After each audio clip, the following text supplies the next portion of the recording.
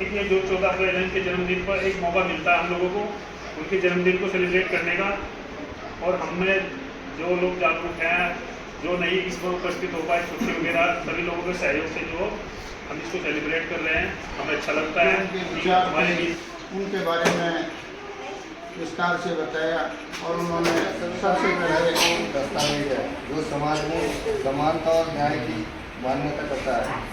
उनके विचारों को समझना और उनके अनुसार करना हमारी सामाजिक जिम्मेदारी है। आज अनुसूचित जाति अनुसूचित जनजाति के लोगों के साथ भेदभाव बहुत ज़्यादा हो रहा है संविधान होने के बाद भी। और अगर देश सोचिए कि अगर संविधान ना रहा, क्योंकि दुश्मन रोज प्रतिदिन अपने स्टेटमेंट देते रहते हैं। To represent my views on great personality, Dr. B.R. Ambedkar. Let's begin. Dr. B.R. Ambedkar was born on 14th of April 1891. कई सम्मानित जो व्यक्ति बैठे हैं, अपने बच्चों को बस पढ़ाओ, ज़्यादा से ज़्यादा पढ़ाओ, जितना हो सके उतना पढ़ाओ। शिक्षा ही एक ऐसी सेफ्टी का टूल है, जितना पिएगा उतना डालेगा। लेकिन हमारे जैसे ही कुछ प्राइवेट सेक्टर में भी है, जैसे अभी हम तो अपने बच्चों को अच्छी एजुकेशन दे रहे हैं, हम कोशिश करनी चाहिए जो हमारे साथी हैं जो हमारी तरह भी जॉब नहीं करते हैं, जिनको कोई इनकम का सोर्स नहीं है, जो भी इतनी अच्छी एजुकेशन नहीं दे सकते, हमें कोशिश करनी चाहिए कि उनको भी साथ में लेके साथ सब लोग फूंक मारेंगे। ठीक है, चलो एक साथ फूंक मारो सब लोग।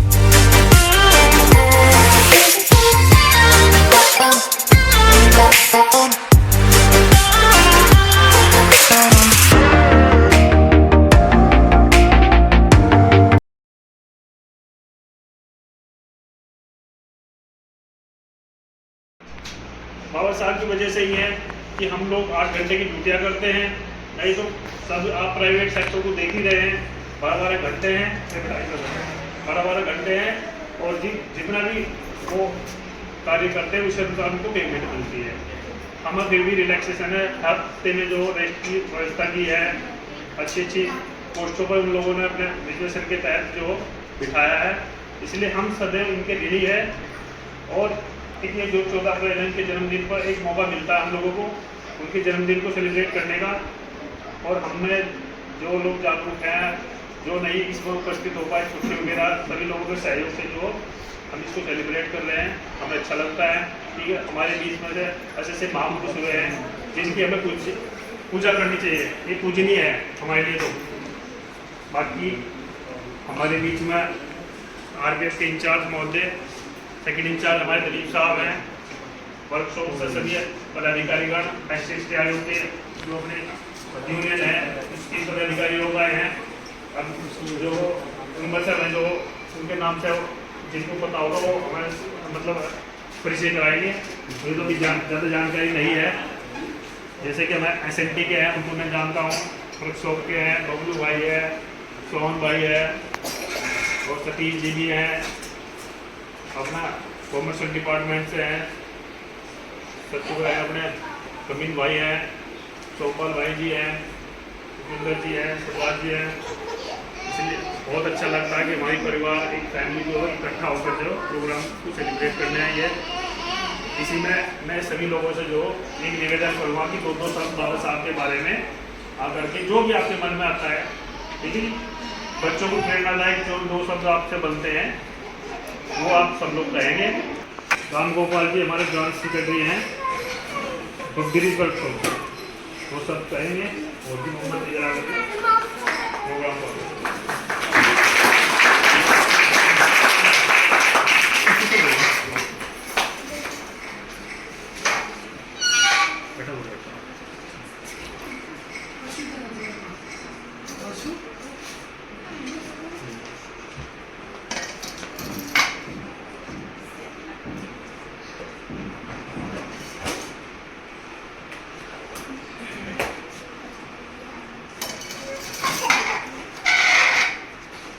चलो ये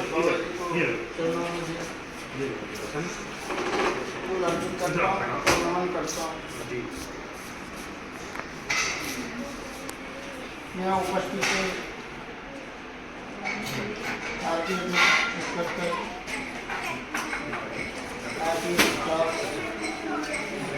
और एसएमटी स्टाफ से आए साथी,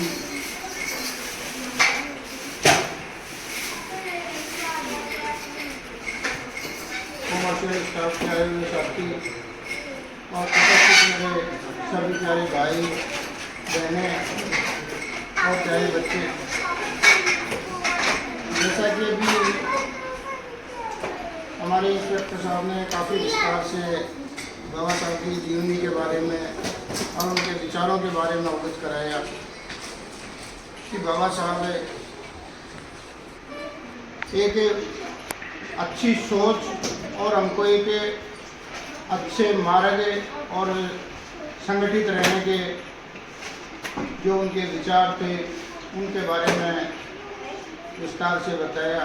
और उन्होंने सबसे पहले शिक्षित बनो, संगठित रहो।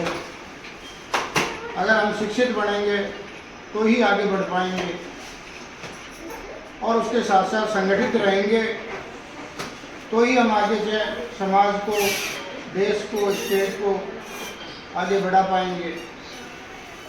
तो बाबा साहब ने हर समाज, हर धर्म, जाति, आदमी,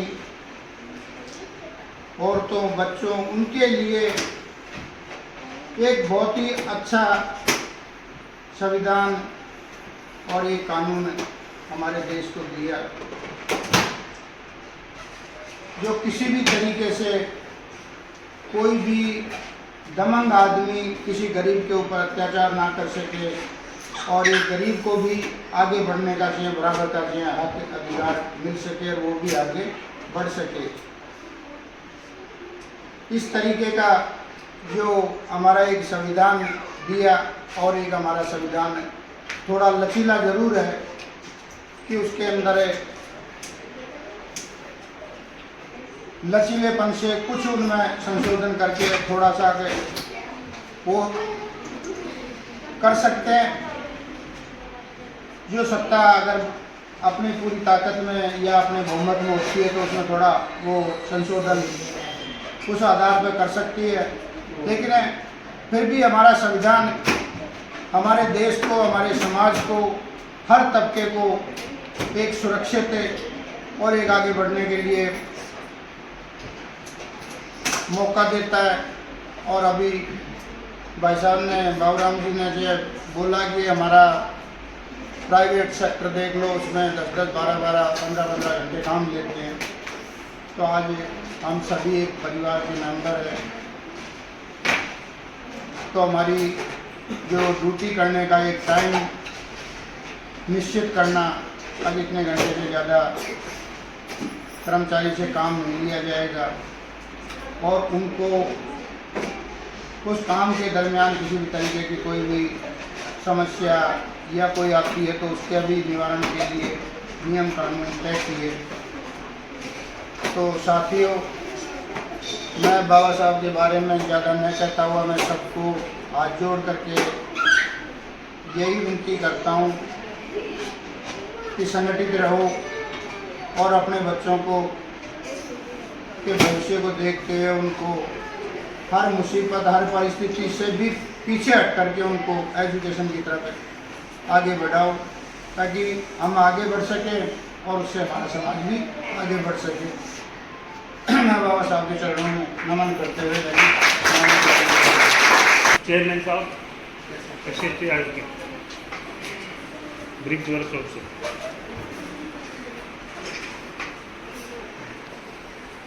बाबा साहब आए हुए सभी मेहमानों को बाबा साहब की 133वीं जयंती पर हार्दिक शुभकामनाएं एवं बहुत बहुत बधाई। बाबा साहब अम्बेडकर जी का सपना था कि एक ऐसा समाज का निर्माण जहाँ सभी को समानता और न्याय मिले।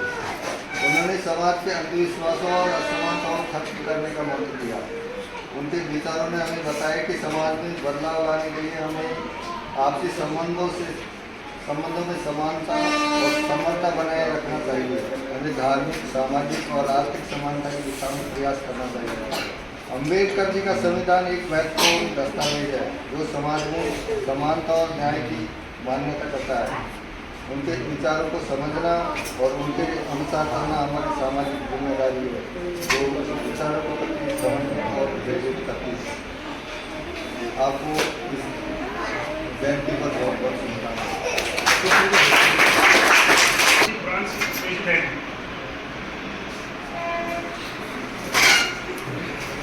आज भी प्रासंगिक हैं। समाज में जो उस समय कुरीतियाँ थी, असमानताएं थी, विभिन्नताएं थी, उन सबको बाबा साहब ने एक संविधान लिखकर एक समान रूप से खारिज कर दिया और सिर्फ मानव मात्र के लिए सभी धर्मों को उन्होंने कहा कि सभी धर्म मानव के लिए हैं और मानव का परम कर्तव्य यह है कि वो मानवता को विकसित करे। किसी भी धर्म में किसी पाखंड का, किसी अंधविश्वास का उन्होंने किसी भी तरीके से कभी भी समर्थन नहीं किया।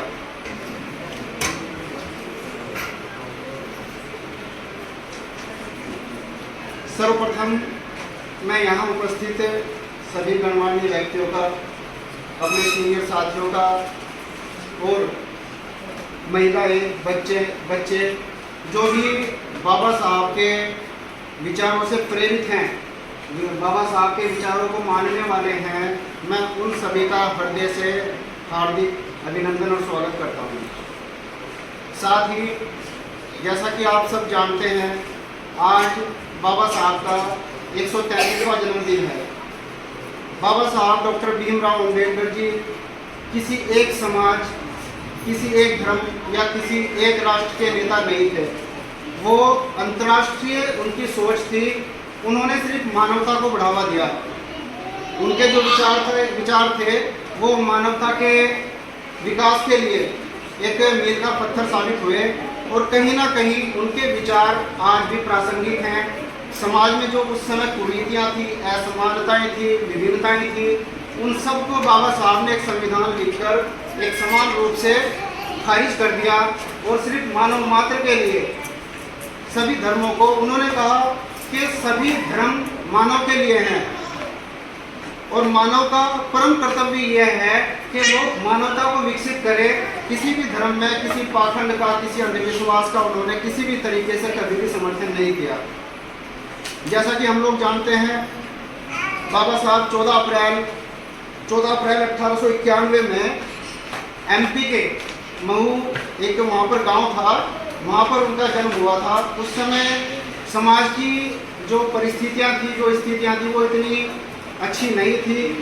जात पात, ऊंच नीच, भेदभाव समाज में उस समय बहुत ज़्यादा व्याप्त थे। कहीं ना कहीं शिक्षा उनके दिमाग में एक बात घर कर गई कि अगर मुझे समाज से असमानता को मिटाना है तो शिक्षा ही एकमात्र ऐसा साधन है जिससे मैं समाज में एक रूपता ला सकता हूँ, समरसता ला सकता हूँ। इतनी विषम परिस्थितियों में क्लास में बैठने का अधिकार नहीं था, सामूहिक जगहों पर जाने का अधिकार नहीं था। उन विषम परिस्थितियों में भी उन्होंने शिक्षा का दामन कभी नहीं छोड़ा और उस समय के जितने भी भारतवर्ष में विद्वान रहे हैं उनमें सबसे अग्रणी हमारे डॉक्टर बाबा साहब भीमराव अम्बेडकर जी थे। इसका हमें गर्व करना चाहिए, अभिमान करना चाहिए मेरे साथियों। तो अभी भी जिस तरीके से हम रेल परिवेश में या अपने सामाजिक परिवेश में बाबा साहब की शिक्षाओं को प्रासंगिकता हम देखते हैं, जैसा कि हमारे जय साहब ने कहा, हमारे इंस्पेक्टर साहब ने कहा, जो समाज में समानता आई है या हमारे कार्यस्थलों पे जो हमारे कार्य करने की हमारी क्षमता है वो किस तरीके से बढ़ी है। इसमें लेबर लॉ और महिलाओं के लिए जो कानून है वो सबसे ज़्यादा ये समाज उनका ऋणी रहना चाहिए। महिलाओं के लिए जितना इन्होंने काम किया, श्रमिकों के लिए जितना काम किया, उतना वंचितों के लिए किसी और नेता ने कभी काम नहीं किया। तो इनका हम क्या, हमारी आने वाली जो पीढ़ियाँ हैं वो भी इनकी ऋणी रहेंगी। और ये जो बाबा साहब का हम जन्मदिन मना रहे हैं ये तो एक माध्यम है अपने भाव अपने विचार व्यक्त करने का, इनके प्रति हमारी श्रद्धा समर्पित करने का। इन्होंने जो हम लोगों के लिए, समाज के हर तबके के लिए, SC, ST, OBC या कोई भी समाज का तबका हो, महिलाएं तो सभी समाज में है, उनके लिए बाबा साहब समाज में एक मील का पत्थर स्थापित करके गए, जिसकी वजह से सबको समानता का अधिकार आज मिला है।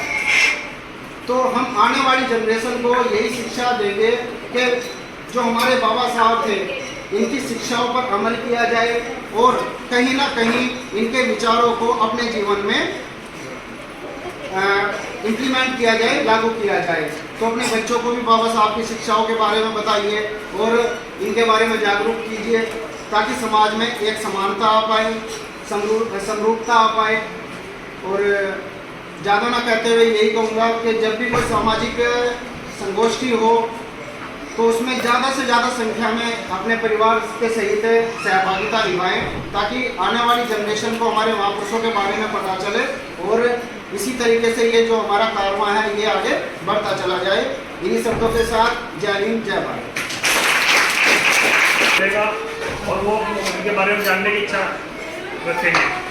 जैसा कि अभी अर्जुन भाई ने बताया कि उन्होंने महिलाओं के लिए भी बहुत, महिलाओं को पढ़ने का अधिकार, मेन रूप से महिलाओं को, महिला तो चाहे कोई सी भी समाज की रही हो, पहले महिला को पढ़ने का अधिकार नहीं था। जब बाबा साहब ने संविधान लिखा तब जा करके एक रूपी संविधान में इनको अधिकार मिला है, जितनी एक वोट का अधिकार है, एक समान शिक्षा का अधिकार है। इसलिए महिलाओं को तो बहुत ऋणी रहना चाहिए। पहले महिलाओं को पढ़ाई लिखाई का अधिकार नहीं था। इसमें महिला शक्ति की तरफ से जो कोई अपने विचार रखना चाहता हो वो आए और जब अपने विचार रखे।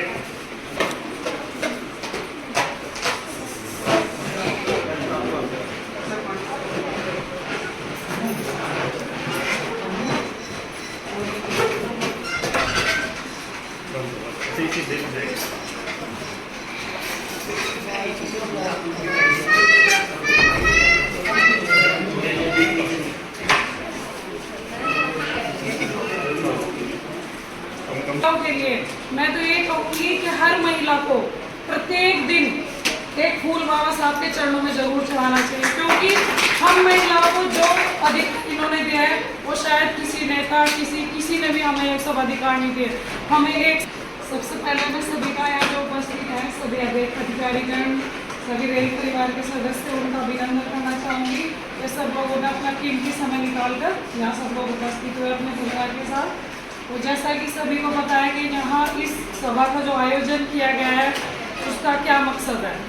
मकसद सिर्फ यही है कि हम जब बाबा साहब की जयंती मिलजुल कर सब लोग मनाते हैं तो हम इनकी विचारधाराओं को, इनके जो इन्होंने, जैसे कि बाबू राम जी ने बताया कि महिलाओं के लिए मैं तो ये कहूँगी कि हर महिला को प्रत्येक दिन एक फूल बाबा साहब के चरणों में जरूर चढ़ाना चाहिए, क्योंकि हम महिलाओं को जो अधिकार इन्होंने दिया है वो शायद किसी नेता किसी ने भी हमें ये सब अधिकार नहीं दिए। हमें एक समानता का रूप डॉक्टर भीमराव अम्बेडकर जी ने दिया, पढ़ने का अधिकार नहीं तो सब हम लोग वही घरों में चूल्हा चौका करते रहते। हम लोग को बाहर पुरुषों के साथ करने से करना मिलाकर ये सारे अधिकार बाबा साहब की देन है। इनके हम जन्म जन्मांतर तक ऋणी रहेंगे और एक ऐसी सोच, ऐसी प्रेरणा, ये सभी के लिए प्रेरणा स्रोत है। ये किसी एक समाज के नहीं है, सभी लोगों को इनसे प्रेरणा लेनी चाहिए कि इतनी विषम परिस्थितियों में, जब आज की डेट में सब लोग सुख संसाधनों से परिपूर्ण है, लेकिन फिर भी एक पीएचडी करना भी लोगों के लिए कितना मुश्किल है, लेकिन उस समय में इन्होंने तीन विषयों में पीएचडी की, तो ये एक बहुत बड़ी गौरव की बात है। और एजुकेशन के क्षेत्र में देख लो, जो शिक्षा बाबा साहब ने उस समय अर्जित की वो ना तो किसी ने कभी की और ना ही आने वाले समय में कोई कर पाएगा, जहाँ तक मैं मानती हूँ। तो भाई आज हम सब लोग इकट्ठा हुए हैं, बाबा साहब को सबसे बड़ी श्रद्धांजलि यही होगी कि हम उनके विचारों को अपने अंदर उतारें, उनकी विचारधारा को अपनाएं। ये केवल मोमबत्ती जलाने से या फूल चढ़ाने से उनका सम्मान नहीं है। हमें उनकी जो उन्होंने सबको एक समानता का अधिकार दिया या जो सोच दी उसको हम आगे बढ़ाएं। बस ज़्यादा शब्द न कहता, मैं यहीं अपनी वाणी को विराम देती हूँ और सब लोगों का धन्यवाद।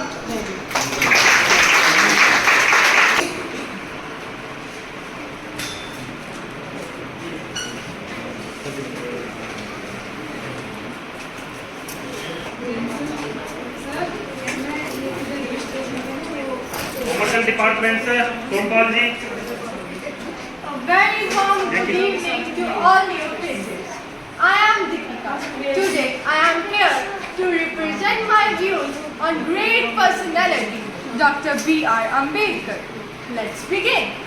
Dr. B.R. Ambedkar was born on 14th of April 1891 in Madhya Pradesh. He has his ideal personality in India. He is a social reformer, economist and politician. His father was and worked in army in the post of Subedar. His name was Subedar Ramji Maloji Sakpal, and the name of his mother is Bhima Bhai Sakpal. He is an housewife. Dr. B.R. Ambedkar was also known as the father of Indian Constitution, and he was also known as the first law minister in India, and he continued the law to introduce the reserved separate seats for lower caste people, and he was deaded on 16th December. Thank you. Have a nice day. Jai Bhim, Jai. Very thanks भैया। जी को हमारे बीच में आए अनिल जी आए हैं। अनिल जी आइए लोकवा से और लेक्चर रखें।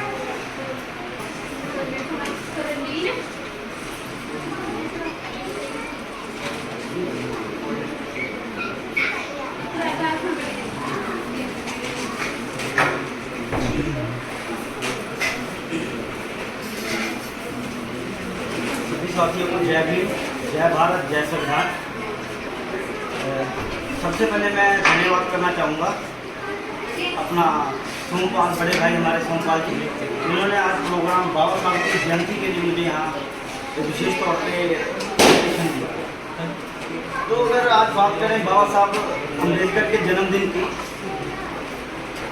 और अगर उनकी बात ये करें कि बाबा साहब ने हमारे लिए क्या किया, तो उसको आज हम गिनतियों में गिना नहीं सकते कि ये कितना किया, 2 किए, 10 किए, 20 किए। उन्होंने हमारे लिए, समूचे समाज के लिए, पूरे भारतवर्ष के लिए जितना किया बहुत कम है।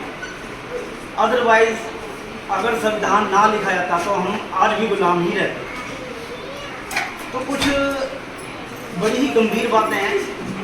अगर हम फुल ऑल ओवर बात ये कहना चाहें कि अगर वो थे इसलिए आज हम हैं, नहीं तो हमारा आज भी कोई वजूद नहीं होता। आज भी हम दबे कुचले, शोषित, हम लोगों के साथ भेदभाव होता है। पर अगर हम ये बात कहें कि बाबा साहब के संविधान होने के बाद भी आज अनुसूचित जाति, अनुसूचित जनजाति के लोगों के साथ भेदभाव बहुत ज़्यादा हो रहा है संविधान होने के बाद भी। और अगर ये सोचिए कि अगर संविधान ना रहा, क्योंकि दुश्मन रोज प्रतिदिन अपने स्टेटमेंट देते रहते हैं, सरकारें अलग अलग सरकारें अपने माध्यम से स्टेटमेंट देते रहती हैं कि संविधान को हम बदल देंगे। अगर संविधान बदला गया तो हमारे तो इसमें कोई दो राय नहीं है कि हम फिर से उसी स्थिति में पहुंच जाएंगे जो आज से हजारों साल पहले थे। तो ये एक गंभीर विषय है जिसके बारे में सभी लोगों को एकजुट होकर सोचना चाहिए। और एक आखिरी बात कहना चाहूँ, क्योंकि और भी हमारे साथी हैं बात करने के लिए, ज़्यादा बड़ी स्पीच नहीं कर पाऊँगा मैं और ना ही करूँगा, क्योंकि सभी भाई और भाई आएंगे बात करने के लिए। आज समाज में और देश में सबसे बड़ी एक बात ये चलती कि अगर आप सभी यहाँ सरकारी गवर्नमेंट एम्प्लॉय भी हैं, कुछ प्राइवेट भी हैं, वो अपने खून की पसीने की कमाई से अपने बच्चों को पढ़ा लिखा कर कुछ ऑफिसर बनाना चाहते हैं। तो अगर इन हम ऑफिसर लगाएं या कुछ गवर्नमेंट जॉब लगाएं, तो इसको हम ये कह सकते हैं कि इसको एक दुख के साथ भी कहना पड़ता है कि 4th इंडस्ट्री रेवोल्यूशन शुरू हो चुका है। अब 4th इंडस्ट्री रेवोल्यूशन के बारे में हम क्या कह सकते हैं? 4th इंडस्ट्री रेवोल्यूशन का मतलब ये हो गया कि जो सरकारें हैं वो दिन प्रतिदिन नौकरियां खत्म करी जा रही हैं। आज चाहे वो रेलवे एम्प्लॉयज़ हैं, चाहे किसी अदर महकमे से हैं, धीरे धीरे उसको AI में कन्वर्ट करा जा रहा है। हाँ, एक टेक्नोलॉजी के माध्यम से जरूर ये कह सकते हैं कि भारतवर्ष की टेक्नोलॉजी बढ़ रही है, पर उस टेक्नोलॉजी का भी कोई फायदा नहीं जिसके अंदर मानवता को ही खत्म कर दिया जाए। और अगर हम मानवता की बात करें तो बाबा साहब अम्बेडकर ने सबसे पहले सबसे प्रमुख मानवता को ही रखा था कि ह्यूमैनिटी इज फर्स्ट। क्योंकि जब अत्याचार होता था तो उसमें हम जैसे लोगों के ऊपर इसीलिए अत्याचार किया था, तो वहाँ पर भेदभाव रखा जाता था कि कुछ खास कम्युनिटी के लोग वो ह्यूमन, बाकी हमारे साथ जानवरों जैसा बर्ताव किया जाता था। और अगर आज वही चीज़ रही, अगर AI टेक्नोलॉजी या हम कहते हैं फोर्थ इंडस्ट्री रेवोल्यूशन इतना बढ़ गया तो नौकरियां आने वाले समय में ख़त्म हो जाएंगी। आज हम अपने बच्चों को पढ़ा रहे हैं, लिखा रहे हैं, बहुत ऊंची डिग्रियां करा रहे हैं, तो वो सिर्फ इसीलिए करा रहे हैं ताकि हमारे बच्चे भी आगे बढ़ चढ़ के किसी भी प्रोफाइल में, किसी भी जॉब में, चाहे वो प्राइवेट सेक्टर है चाहे वो गवर्नमेंट सेक्टर है, उसमें हम जाकर अपने बच्चों को अच्छा स्टेटस और अच्छी जॉब्स दिला सकते हैं। पर अगर इसके ऊपर AI या फोर्थ इंडस्ट्री रेवोल्यूशन के बारे में गंभीरता से नहीं सोचा गया तो आने वाला समय ऐसा होगा कि हमारे बच्चों को हम जो आज कर्जाई होकर इतना पैसा लगाकर बाहर भेजकर उनकी शिक्षा पर इतना खर्चा करके उनको एक वेल सेटल बनाने की कोशिश कर रहे हैं, तो वो हमारे सपने पूरे नहीं हो पाएंगे। क्योंकि अगर हम प्राइवेट से किसी की बात करें या करें, हम एक उदाहरण के तौर पे कह सकते हैं कि पुलिस कर्मचारी, तो हमने ऐसी यानी कि कुछ वीडियोस या और ऐसा कुछ हो रहा है, आपको मालूम है ये टेक्नोलॉजी बहुत ज़्यादा डेवलप हो चुकी है। क्योंकि अगर ट्रैफिक की बात करें तो पुलिस वालों के ऊपर भी है, अग्निवीर को देख लीजिए, अग्निवीर के अंदर भी हम ऐसा कह सकते हैं कि सिर्फ 3 या 4 साल का प्रोसीजर रख दिया गया है। और अगर 3-4 साल बाद ही बच्चा रिटायर हो जाएगा, एक जवान 18 साल का 22 से 23 साल की उम्र में जब वो रिटायर हो जाएगा तो वो कहाँ जाएगा? हमारी पढ़ाई लिखाई का क्या मायने रह जाएंगे? हम इतना बड़े लेवल पर कर्जा लेकर अपने बच्चों को जब पढ़ाने की सोच रहे हैं और उनको एक उन्नति के रास्ते खोलने की बात कर रहे हैं, तो वो कहाँ जाएंगे? तो इसीलिए ज़्यादा बात नहीं कहता है, इतनी बात कहता हूँ कि बाबा साहब का जन्मदिन है, खुशी का दिन है, सभी को मनाना चाहिए, पर हमें दुश्मन की चालों को भी जरूर समझना चाहिए। अकेला खुशी जाहिर करने से नहीं, लड़ाई है विचारों की, और बाबा साहब एक बहुत बड़े विचारक थे। इतनी बात कहता है। जय भीम, जय भारत, जय संविधान।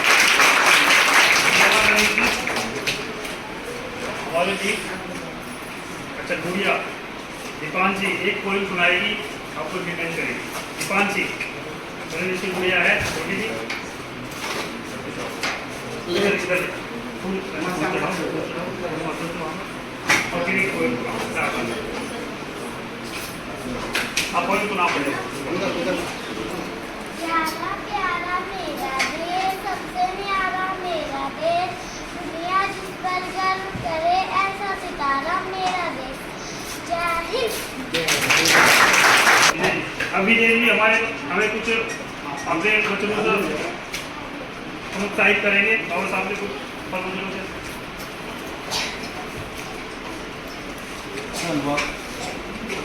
ਸਰ ਜ਼ਿਆਦਾ ਨਹੀਂ ਕਹਿੰਦਾ, ਆਪਾਂ ਨੂੰ ਬੱਚਿਆਂ ਨੂੰ ਸਿੱਖਿਆ ਇੱਦਾਂ ਹੀ ਦੇਣੀ ਚਾਹੀਦੀ, ਕਿਸੇ ਦੇ ਗੁਲਾਮ ਨਾ ਬਣਨ।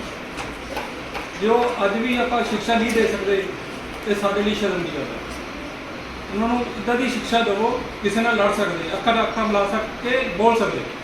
ਹੁਣ ਅਸੀਂ ਸਿੱਖਿਆ ਲਈ ਆ, ਕੋਈ ਵੀ ਅਧਿਕਾਰੀ ਅਸੀਂ ਸਾਹਮਣੇ ਗੱਲ ਕਰ ਸਕਦੇ ਹਾਂ। ਜੇ ਅਸੀਂ ਅਨਪੜ੍ਹ ਰਹਾਂਗੇ, ਪੁੱਠਾ ਛਾਪ ਰਵਾਂਗੇ, ਇਹ ਅਧਿਕਾਰੀ ਵੀ ਆਪਣੇ ਤੇ ਹੈਵੀ ਹੋਏ। ਇਸ ਕਰਕੇ ਬੱਚਿਆਂ ਨੂੰ ਵੱਧ ਤੋਂ ਵੱਧ ਪੜ੍ਹਾਓ, ਉਹਨਾਂ ਦਾ ਮਨ 'ਚ ਜੋ ਵੀ ਡਰ ਹੈ ਉਹ ਡਰ ਕੱਢੋ। ਮੇਰਾ ਬੱਚਾ ਡਰਦਾ ਸੀ, ਮੈਂ ਕਿਹਾ ਡਰਨਾ ਨਹੀਂ। ਬੱਚੇ ਨੂੰ ਦੇਖ ਕੇ ਮੈਂ ਵੀ ਕਦੀ ਸਪੀਚ ਨਹੀਂ ਕੀਤੀ, ਅੱਜ ਬੱਚੇ ਨੂੰ ਦੇਖ ਕੇ ਮੇਰਾ ਦਿੱਤੀ। ਇਸ ਕਰਕੇ ਸੰਘਰਸ਼ ਕਰਨਾ ਜ਼ਰੂਰੀ ਹੈ। ਧੰਨਵਾਦ। Gopal ji commercial department sir अपने विचार रखेंगे। बीआरसी में टीवी के पद पर हैं, आप लोग पहचान लीजिए क्या नाम है। जय भारत। भाई मेरा तो यही कहना है कि सभी सम्मानित जो व्यक्ति बैठे हैं अपने बच्चों को बच्चों को पढ़ाओ, ज़्यादा से ज़्यादा पढ़ाओ, जितना हो सके उतना पढ़ाओ। शिक्षा ही एक ऐसी सेफ्टी का दूध है, जितना पिएगा उतना डालेगा।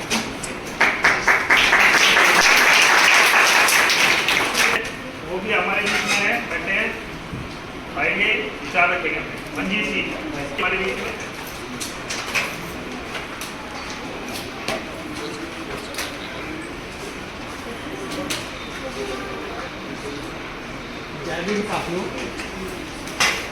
मैं तो कहना चाहूँगा जैसे अभी साबी ने बात की कि एजुकेशन ज़रूरी है, वो तो ज़रूरी है ही। साथ में हम चलो हम आप जॉब कर रहे हैं, हम अपने बच्चों को अच्छी एजुकेशन दे सकते हैं, लेकिन अभी भी हम देखते हैं कि हमारे जैसे ही कुछ प्राइवेट सेक्टर में भी है। जैसे अभी हम तो अपने बच्चों को अच्छी एजुकेशन दे रहे हैं, हम कोशिश करनी चाहिए जो हमारे साथी हैं जो हमारी तरह भी जॉब नहीं करते हैं, जिनको कोई इनकम का सोर्स नहीं है, जो भी इतनी अच्छी एजुकेशन नहीं दे सकते, हमें कोशिश करनी चाहिए कि उनको भी साथ में लेके चले। जैसे भी हम आप देखते हैं कॉलोनी में या कोई प्राइवेट सेक्टर जहाँ भी हम रहते हैं वहाँ पर भी है कुछ बच्चे हैं जो इतनी अच्छी शिक्षा नहीं ले रहे, सरकारी स्कूलों में पढ़ रहे हैं या नहीं है, उनको भी अच्छी शिक्षा के लिए हमें साथ में लेके चलना चाहिए। कुछ ना कुछ कंट्रीब्यूशन करके उनको भी अच्छी स्कूल के लिए या अच्छी एजुकेशन के लिए हमें करना चाहिए। धन्यवाद। हमारे आरपीएफ के मुंशी जी हैं, वो बड़े मुंशी जी मेजर सिंह आएंगे, बाबा साहब के विचारों के बारे में कुछ अवगत कराएंगे, जिससे कि बच्चे प्रेरणादायी बने। मोहम्मद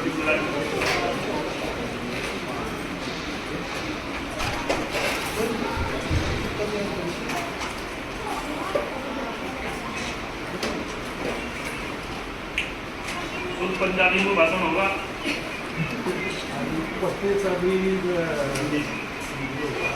इतने सारे मेरे साथी भाई बहन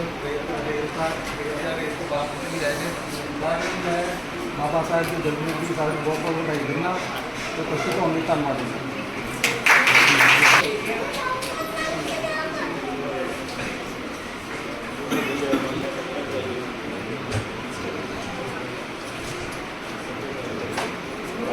इस समारोह में पहुँचे सभी साथियों का बहुत बहुत धन्यवाद और स्वागत है। डॉक्टर भीमराव अम्बेडकर के जन्मदिन पर सभी को बधाई देना चाहता हूँ और चाहता हूँ कि इनके विचारों को सभी पढ़ें और उस पर अमल करें। हमारे जो प्रोग्राम के बढ़ के हिस्सा लेने वाले सोहन भाई सर ये भी आएंगे, उस पर फिर करेंगे और अपने विचार रखेंगे।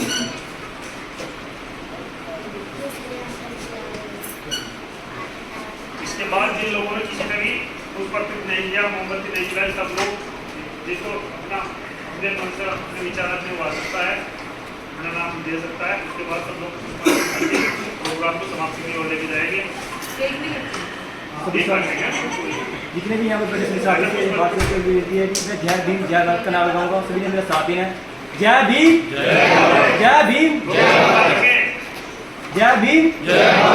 सभी साथियों ने जैसे बताया कि शिक्षा पे बताया, शिक्षा मेरे हिसाब से बहुत ही जरूरी चीज़ है। शिक्षा वो आग है, जैसे कि जो शिक्षा आग होगी किसी चीज़ को हम लाते हैं, तो छुआ छात हो या छुआ जो भी शिक्षा जो होंगे, हम निजी जात भी होंगे ना, हम अच्छी उपलब्धि को बचेंगे, हमारे उनके बोलने वाले पड़ेगा। ये सभी साथियों से मेरे रोग है कि शिक्षा को जरा ध्यान दें और बच्चों को शिक्षा पढ़ाई जाए। और इसी साथ में अपना नारा करूँगा, जय भीम जय भारत। जो आपके मन में विचार है। जय भीम जी। सबसे पहले मैं धन्यवाद चाहता हूँ यहाँ पे आप मुझे जो सम्मान दिया है उनको बुलाने के लिए। और मैं बाबा साहब के बारे में बोल के इनके बारे में बोलना ऐसा है जैसे सूरज को रोशनी दिखाना। इनका जो लोगों ने इनको जातियों में बांट दिया है कि ये एससी के समुदाय के ये नेता हैं, ऐसा कुछ नहीं है। ये पूरे विश्व के नेता हैं। इन्होंने हर एक समाज के लिए काम किया है और मैं यही इनके संगठित रहने और समाज को एक करके इन्होंने जो कार्य किया है उसी के अनुसार हम लोगों को आगे चलना है, ऐसा संदेश इन्होंने दिया, उसी में बढ़ते रहना है। जय भीम। मैं इसी के साथ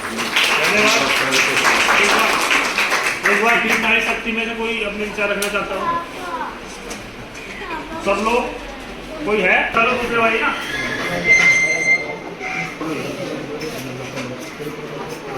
हाँ अभी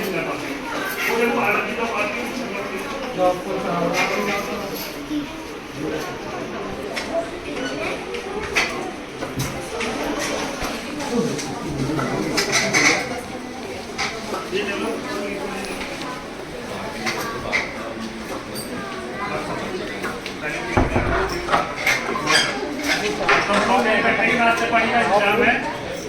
एक के बाद नाश्ता पानी करके जाएगी, बाहर लग रहा है।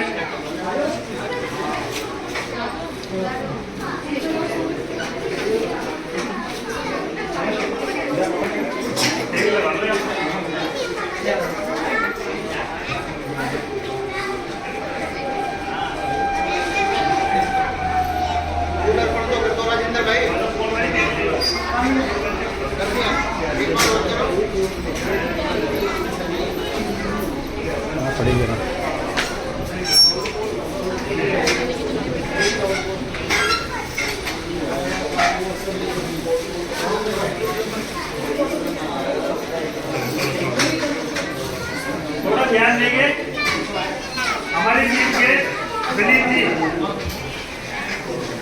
और राम मीना जी जो ब्रांच सेक्रेटरी है, राम गोपाल जी।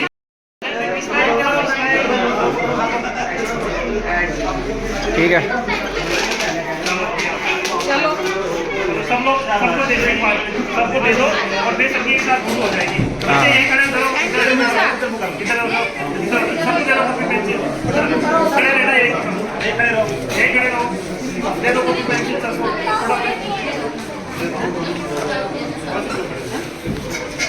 चलो दे दो बेटा, हाथ में पकड़ के खड़े हो जाइए। आ जाओ आप लोग,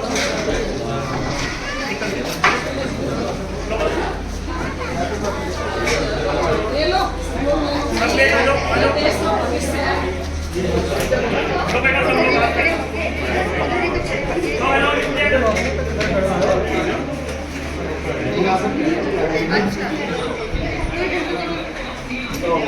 आलू बच्चा रवि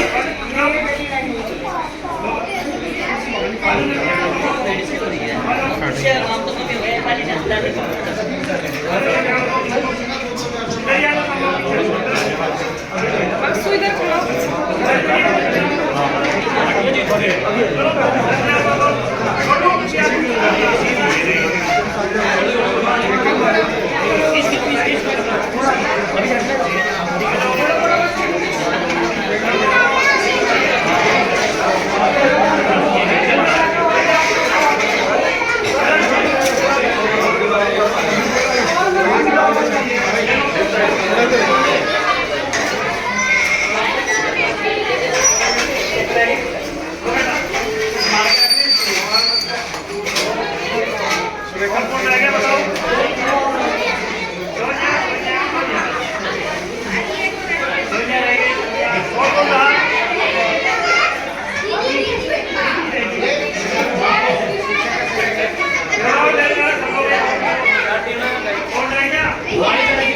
कौन भाई?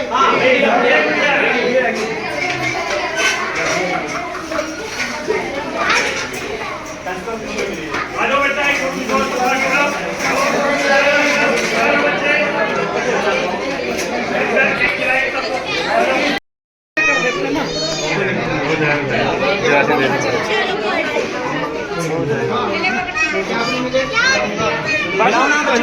इसे मत हिलाओ बेटा, टेबल पर हिलाओ। बच्चा पीछे में हम कोई बात नहीं, हिलाओ ना। बाजू इधर आओ, काव्यांश इधर आओ, इधर आओ काव्यांश, सब बच्चे इधर आओ, सब लोग हाथ लगाओ, आओ इधर काव्यांश आ जाओ, सब काव्यांश पूरे बीच में आओ, सब सारे बच्चे काटो। पहले रुको, एक साथ सब लोग फूंक मारेंगे, ठीक है? चलो एक साथ फूंक मारो सब लोग।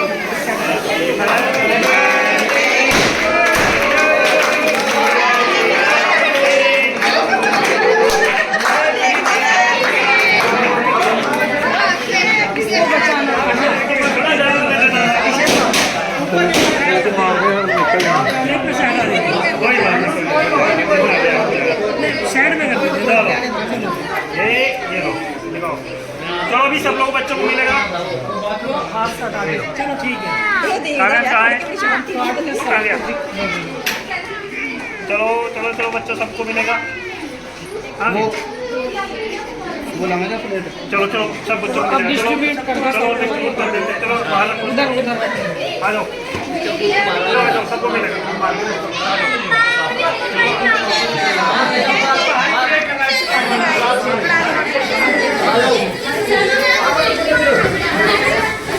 No,